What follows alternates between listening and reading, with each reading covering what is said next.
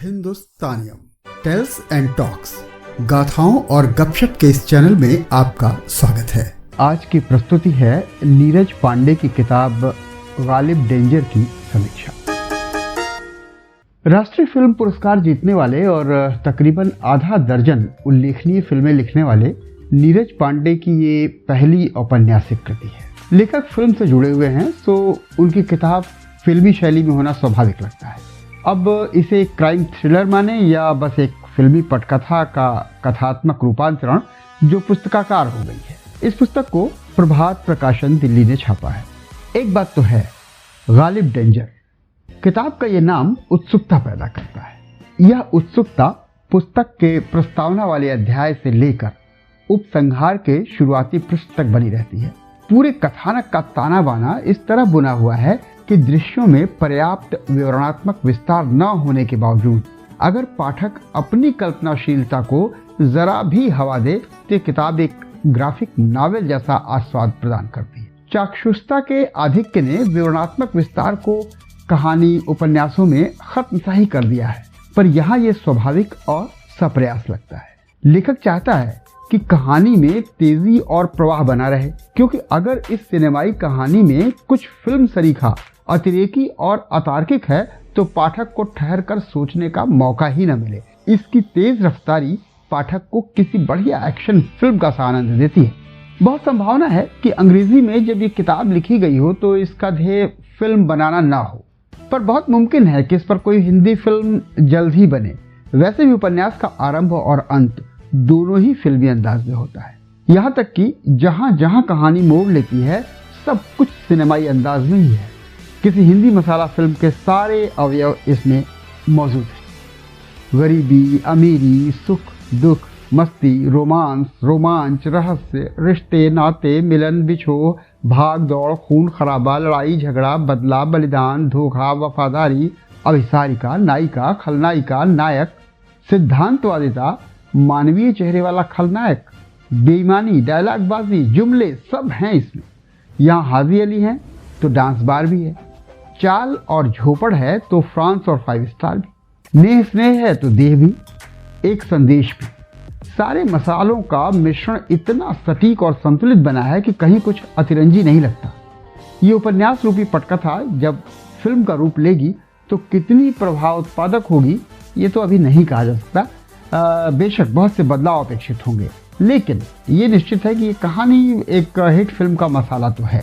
मुंबईया mafia underworld don के जीवन और उनके आपराधिक साम्राज्य कामकाज के तरीकों पर कई फिल्में पहले भी बन चुकी हैं। कोई गरीब महत्वाकांक्षी युवक अपनी किस्मत और हिम्मत से कैसे गिरोह का सरगना बन जाता है, ये पुराना विषय है। हिंदी फिल्मों के लिए ये भी कोई नई बात नहीं है कि अंडरवर्ल्ड के अपराध तंत्र का ताना बाना पुलिस, राजनेता, प्रभावशाली व्यक्तियों के बीच बहुत सघनता से बुना हुआ होता है। पर कामरान खान जैसे नौजवान का एक बड़ा सपना लेकर मुंबई आना और टैक्सी ड्राइवरी से गालिब डेंजर और फिर डॉन बनने की कथा समेटे ये किताब इससे कुछ और बेहतर, रोचक, रोमांचक और स्वाभाविकता के साथ प्रदर्शित करती है। बताती है कि पूरे तंत्र में सब एक दूसरे के लिए किस तरह से अन्योन्याश्रित हैं। पुलिस वाला या फिर माफिया, और फिर माफिया में भी अलग अलग गुट किस प्रकार एक दूसरे के लिए विरोधी होते हुए भी समर्थक और सौदेबाज भी होते हैं, ये इस किताब में अच्छी तरीके से बताया गया है। इनकी मजबूरी, मजबूती, जाल और जंजाल तथा कार्यशैली को ये पुस्तक बहुत स्वाभाविक तौर पर दर्शाती है, तो इसलिए कि लेखक ने इस पृष्ठभूमि पर पहले भी कुछ फिल्में लिख रखी हैं। पिछले 2 दशकों से कथा साहित्य की परंपरागत शैली में लिखी जाने वाली पुस्तकों ने थोड़ी जगह खाली की है और नए तथा प्रयोगधर्मी लेखकों, प्रकाशकों ने बाजार से प्रभावित होकर कुछ नई रचनाएं और पुस्तकें पेश की हैं। इधर साहित्य और साहित्येतर विधाओं से लेखकों का आना और विशिष्ट प्रकार के कथानक को अनूठी शैली में पेश करने का प्रचलन बढ़ा है। खासतौर से इस तरह की अंग्रेजी से अनुदित होकर आई कई किताबों ने हिंदी पाठकों के बीच ठीक ठाक पैठ बनाई है। इस पुस्तक का अनुवाद सामान्यतः ठीक है, पर एकाधिक स्थानों पर यह स्पष्ट हो जाता है कि किताब अनुदित है। ये इसकी मूल भाषा नहीं है।